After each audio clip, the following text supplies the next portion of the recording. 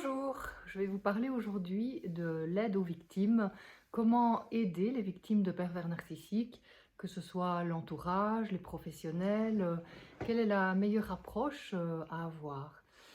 C'est très important quand on aide les victimes de ne pas reproduire finalement le processus de domination de l'agresseur, le pervers narcissique ou un autre manipulateur. Et ce processus de domination, il va se traduire par un interventionnisme finalement imposé à l'autre, sa propre volonté, son propre désir. Et donc c'est très important d'éviter cette façon d'approcher le traumatisme de la victime, même si elle souffre énormément. Il est important de respecter finalement son état et de voir si elle est prête à recevoir une aide, hein. Si elle est toujours dans le déni, elle va plutôt idéaliser l'agresseur et c'est le syndrome de Stockholm, hein, donc, qui est présent dans cette étape de son vécu, et il est très important de respecter son vécu et plutôt d'agir plutôt dans la discrétion, c'est-à-dire juste poser une question. Tiens, pourquoi sembles-tu si fatiguée?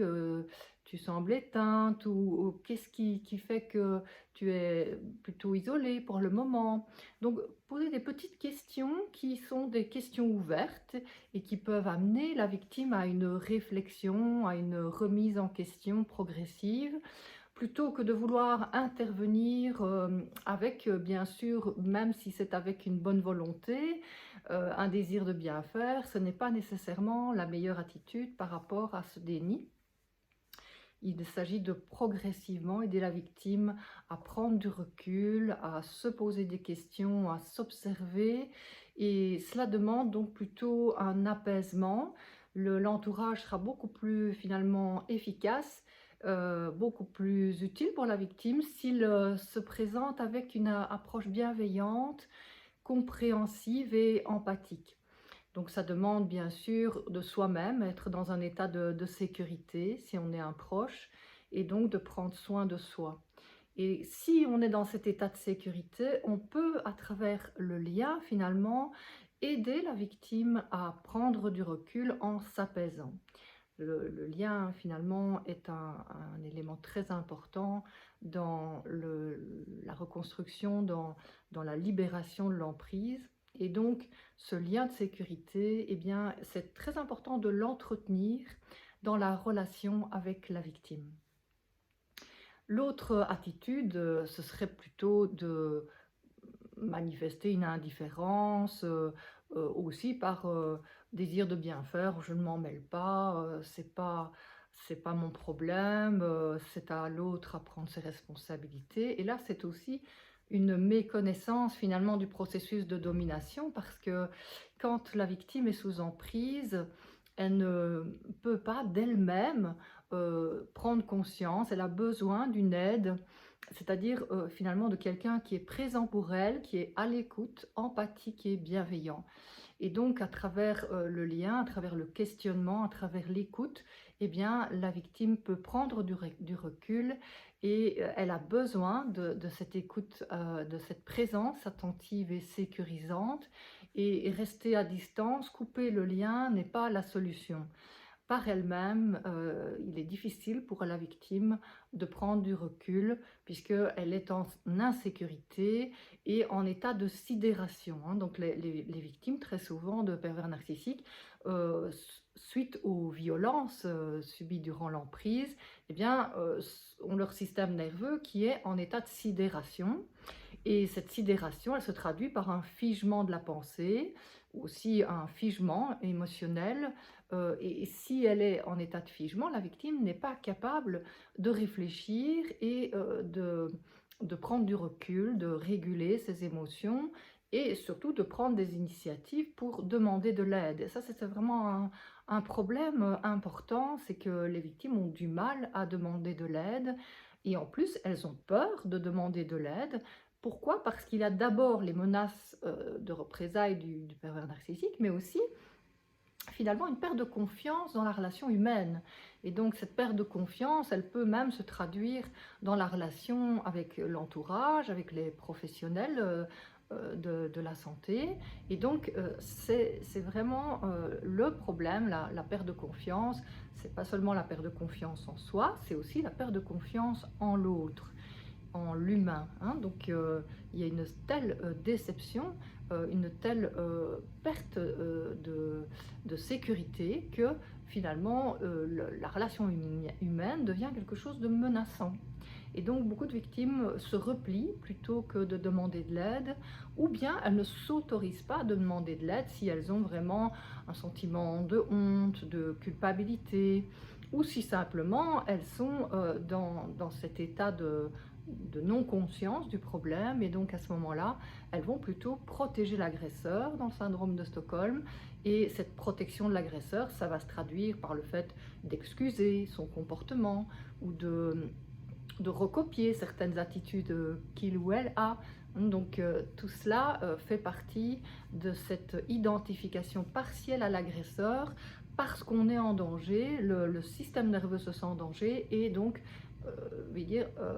inconsciemment, on est dans une sorte d'autoprotection sans le savoir à travers ce processus d'idéalisation et de défense, de protection de l'agresseur. Donc rester indifférent n'est pas non plus la bonne solution, ni être indifférent, ni être intrusif, interventionniste.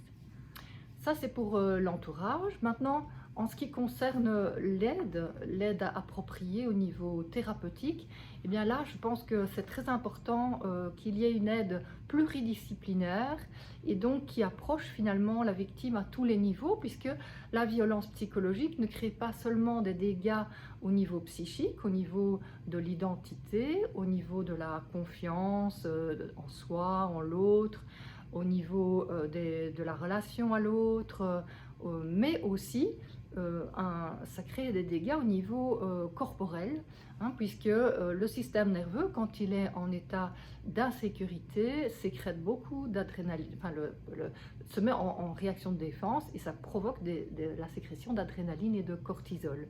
Et donc, ces hormones du stress ont un impact sur la santé et donc aussi sur l'immunité.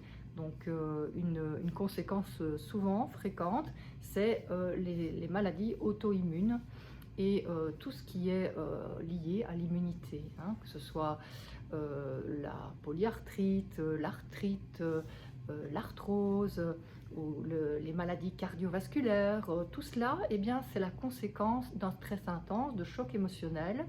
Et donc ça a vraiment été étudié. Alberto Heger a fait des recherches toute sa vie par rapport aux conséquences sur la santé de violence du pervers narcissique. Et donc ça, c'est vraiment quelque chose d'important à prendre en compte. Et donc consulter son médecin traitant, avoir des aides au niveau psychocorporel, c'est vraiment important pour essayer de se reconnecter à son corps.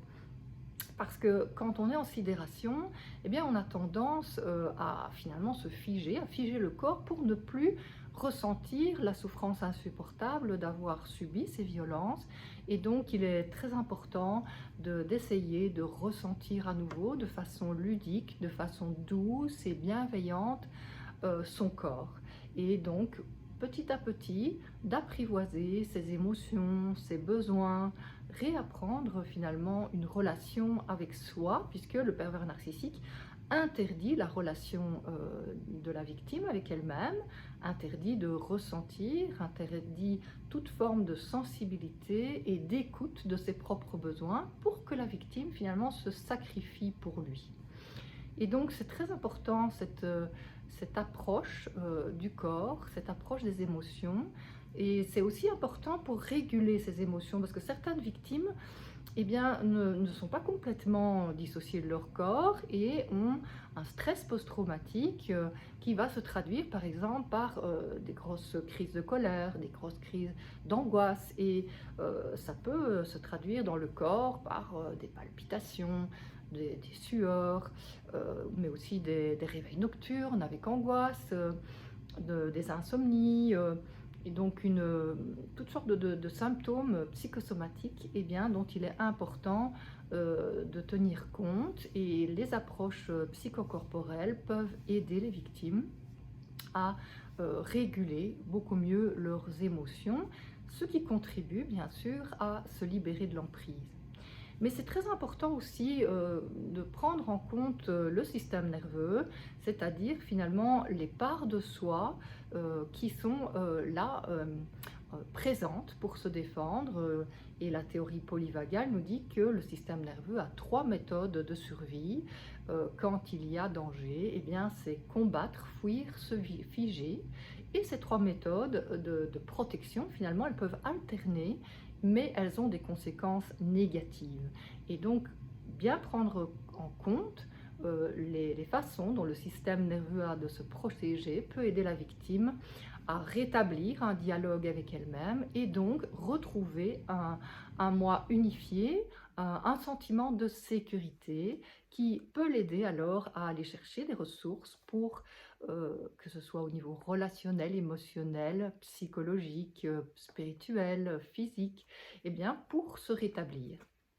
Donc une approche qui soit purement mentale, intellectuelle ou même verbale n'est pas suffisante, et on peut même dire que là aussi elle peut rétablir le processus de domination, car un thérapeute qui serait froid, qui ne serait pas dans le dialogue, dans l'empathie, qui serait plutôt uniquement observateur, reproduirait finalement la relation du pervers narcissique avec sa proie, dans le sens où le pervers narcissique est tout à fait désinvesti affectivement. On peut même dire qu'il a une phobie de la relation, et donc il contrôle pour préserver la mise à distance, et donc cette distance, eh bien, elle peut se reproduire dans la thérapie si on a une approche qui est trop dans la verbalisation. Et donc une approche très humaine, empathique, bienveillante et sans jugement est tout à fait essentielle dans l'aide aux victimes, et pour que la victime puisse vraiment sortir de l'emprise ou se reconstruire. Donc, ignorer les techniques de manipulation en thérapie, c'est vraiment aussi un grand problème, puisque on pourrait alors passer à côté finalement du processus de l'emprise et ignorer la souffrance de la victime. Donc, c'est très important que dans ces approches thérapeutiques, il y ait une prise en compte de la spécificité du processus de domination du pervers narcissique sur sa proie, et une compréhension des techniques de manipulation qu'il utilise pour maintenir l'emprise. Donc ça, c'est une compréhension du fonctionnement du pervers narcissique qui est nécessaire, ainsi qu'une compréhension des mécanismes de défense chez la victime au niveau de son système nerveux, comme au niveau des processus de dissociation du corps. Donc l'approche, bien sûr, psychocorporelle implique nécessairement un lien thérapeutique, cette relation de confiance, cette relation de sécurité que la victime finalement redoute puisqu'elle a perdu confiance. Le thérapeute, eh bien, c'est important qu'il soit prêt à rencontrer des difficultés dans la relation et donc pouvoir renvoyer la victime à ce traumatisme qu'elle a vécu avec le pervers narcissique, que ce soit dans son enfance ou à l'âge adulte, et qui explique finalement cette méfiance, cette peur de s'investir dans la thérapie.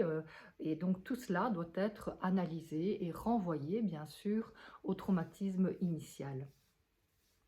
Donc il est très important que dans la thérapie, il y ait une possibilité de travailler sur la reconstruction de l'identité, puisque c'est bien ça que le pervers narcissique veut anéantir, c'est l'identité de la victime. Et donc il y ait un questionnement sur les émotions, les sensations, les besoins, mais aussi les valeurs, le sens que la victime donne à sa vie et à ses relations. Tout cela doit être finalement reconstruit sur un champ de ruines, hein, puisque quand la victime est sous emprise depuis longtemps, ou même à la libération de l'emprise, vraiment il y a une destruction de son identité qui a été causée. Donc la neutralité n'est pas du tout appropriée, et on peut même dire que la neutralité n'existe pas. Il serait très important, évidemment, d'analyser en tant que thérapeute ses propres peurs face au traumatisme des victimes, afin de pouvoir les aider au mieux. Et ça, c'est vraiment aussi une compréhension des mécanismes projectifs qu'on peut avoir ou que la victime peut avoir dans la relation. Donc l'objectif finalement, c'est très important aussi, c'est d'aider la victime à retrouver son autonomie. Ça passe par donc l'apprentissage de ressources ou la reconnexion à ces ressources, qu'elles soient internes ou qu'elles soient externes.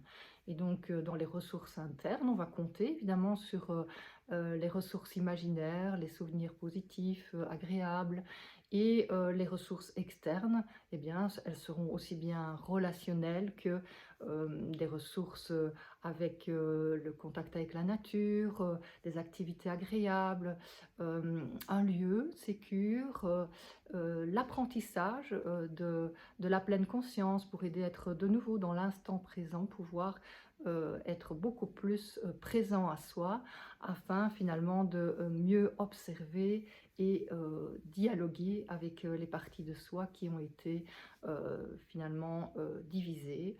Le soi est divisé et le retour à l'unité du soi est très important. Si vous voulez en savoir plus, eh bien, je vous propose de lire mon livre Les pervers narcissiques sans questions-réponses aux 3e édition aux éditions Ellipse et mettre un j'aime si vous avez apprécié cette vidéo. Bonne journée!